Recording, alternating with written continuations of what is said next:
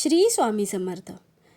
ब्रह्मांड नायक श्री स्वामींचे स्वरूप कसे आहे ते आपण या व्हिडिओमध्ये पाहणार आहोत. व्हिडिओ शेवटपर्यंत नक्की पहा. स्वामी अक्कलकोटचे म्हणजे बुद्धिगम्य आहेत. ते स्वतःच म्हणाले, अकल से खुदा पहचानो.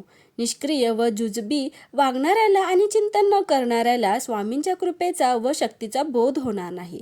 स्वामी अद्भुत आहेत. निर्बुद्ध व चंचल असणाऱ्याला स्वामींचे स्वरूप व त्यांचे विलक्षण कृपासत्ता आणि त्यांचे विलक्षण व्यवहार कळणार नाहीत व अनुभवास येणार नाहीत. स्वामी एक चिरंतर सत्य आहेत. बाकी माया भ्रम आहे. ते सर्व शक्तिमान असे सर्व विश्वाचे मालक आहेत. स्वामी अवधूत म्हणजे सर्वोच्च संन्यासी आहेत. परमहंस आहे. स्वामी स्वयंभू स्वयंसिद्ध आहे. ते अव्यक्त आहेत. ते भक्तांसाठी नाम व रूप घेतात. स्वामी ओंकारातील पहिला स्वर अकार आहे. शेषशाही विष्णू भगवान आहे. स्वामींना कुळ जात धर्मपंथ संप्रदाय नाही. त्यांची जात सर्व संतांप्रमाणे कळवळ्याची आहे. स्वामी अचलोपम म्हणजे उपमा न देता येण्यासारखे अथांग सामर्थ्य व ज्ञानरूप आहेत. स्वामी अमर अतर्क्य व अनुत्तम सर्वोत्कृष्ट आहेत. स्वामी तपोमय अजर यतीश्वर आहेत. ते अखंड व सर्व चराचराला व्यापून आहेत. श्री स्वामी समर्थ कल्याणकारी देवतांचे स्वामी आहेत. सर्व देवता आणि ऋषी सिद्धी स्वामींची पूजा करतात. स्वामींना काम क्रोधादी विकार नाहीत. तसे संकल्प आणि विकल्प नाहीत. ते सर्व साक्षी आहेत. स्वामीच सर्व विश्वातील अर्थ, आनंद, प्रेम आणि सुखरूप आहेत.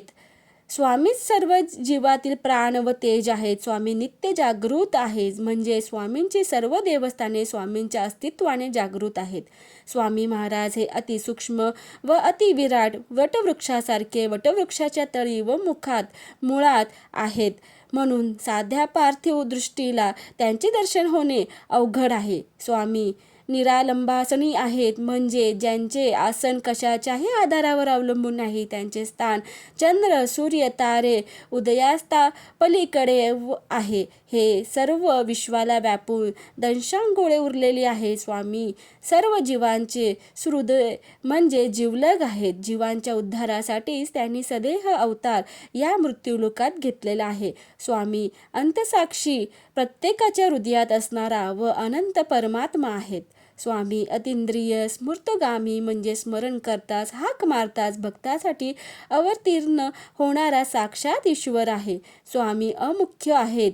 म्हणजेच होणाऱ्या गोष्टींचे कर्तेपण ते स्वतःकडे घेत नाही. ते निर्मोही निरंकारी तुल्य निंदा स्तुती मौनी व निर्विकार साक्षी आहेत. म्हणून ते म्हणायचे, मला नमस्कार करा किंवा करू नका, माझे नामस्मरण पूजा करा किंवा करू नका, मी आहेच. स्वामी अहंभावहीन प्रसन्नात्मा भाव असे आहेत. ते भक्तांवर नित्य प्रसन्न असतात. त्यांच्या पापवृत्तीवर व संकटावर ते रागवतात व त्यांची देहशुद्धी व चित्तशुद्धी घडवून आणून त्याला मोक्षप्राप्ती घडवतात.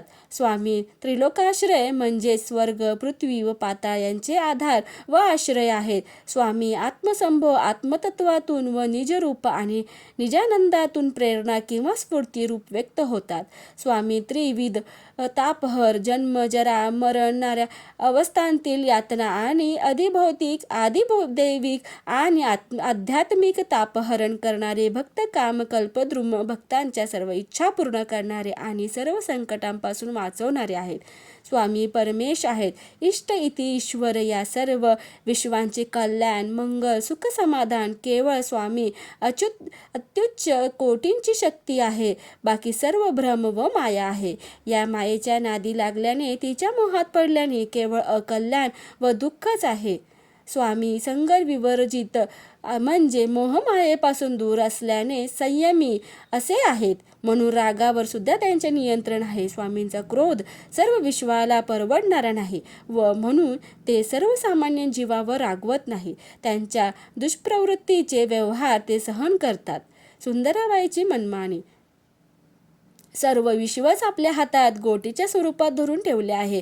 तरी कोप झाल्यास सर्व विश्वाचा संहार होईल. म्हणून स्वामी रागावत नाहीत, तर अपराधांना क्षमा करतात. म्हणून स्वामी म्हणाले, मला राग आला असता तर सगळ्यांची भाजी करून खाल्ली असती.